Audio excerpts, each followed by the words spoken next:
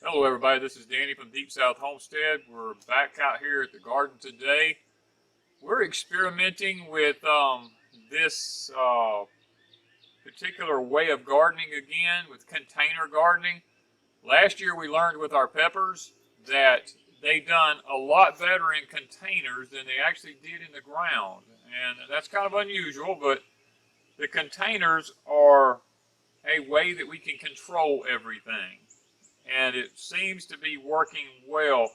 Now, today is May the 8th. We are using, these are called cattle tubs. Cattle minerals come in these tubs. And we have a neighbor who has a lot of cattle, and he uses these things when he, for his cattle. And when he gets through with them, he has no use for them. What we do is we come in here about 3.5 inches from the bottom, and we drill a 1/4 inch hole in these tubs around the outside edges of them, probably about 4 or 5 holes around the tub. That way it holds water in this bottom part right here, and then the top part, there's no water in here, just minerals, soil, compost, and stuff like that.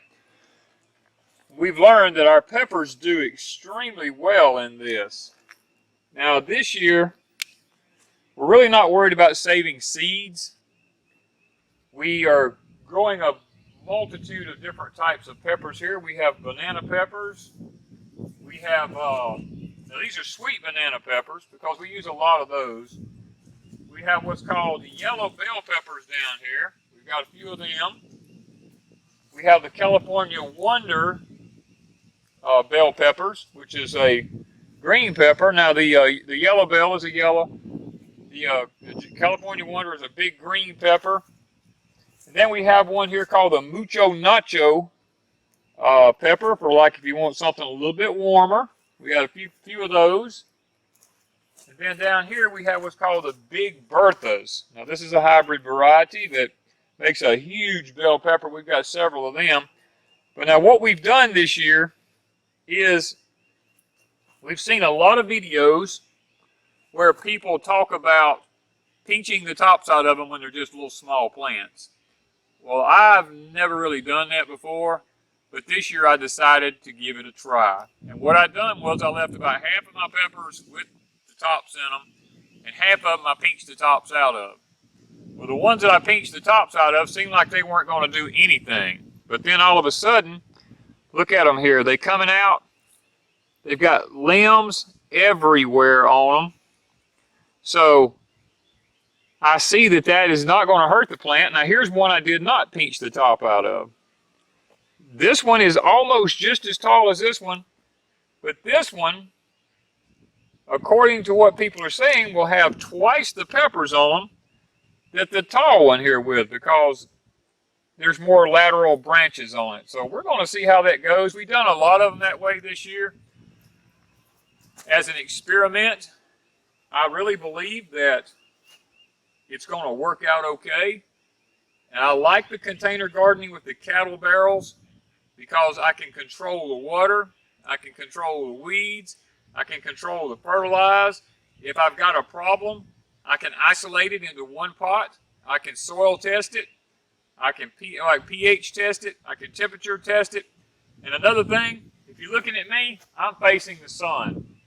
The eastern sun comes up in the morning here. We've learned that because of the solar minimum and because of the sun going to sleep right now, that our magnetic fields are down around the face of the earth and we're getting more radiation in here. So what we've determined is things like peppers, even though they love hot weather, they can't take being irradiated. So after about 1 o'clock in the day, these don't get any more sun until the next morning. And that seems to be working wonderful. Now they're getting from, like right now, it is 8:20 in the morning. The sun's been on them since 6:30. And it'll be on them till around 1 o'clock during the day, give or take a little bit. And then from 1 o'clock until about 7:30 at night, there's no more sun, just shade. And they get a cool breeze coming out of the southeast here, where most of our weather comes from right now, southwest and southeast. So it seems like this location is going to be great for peppers. Now, that's one thing we're trying to determine is location. It's like real estate. It's about location, location, location. Plants located in the right place will do what they're supposed to do. And because of the climate change that we're facing, we've got to be constantly on our game about figuring out what to do to keep our plants producing. So I hope some of this information might have been helpful for you. One other thing I might want to mention, Wanda and I have put these sticks in here about this tall. Now these peppers should get way taller than this, but we did it this way in one long row because we have row cover, and should it get too hot during the day, we are thinking about coming over with a row cover and possibly covering these if we start seeing a problem. Now, I know the wind's kicking up, guys. Hey, it's wonderful.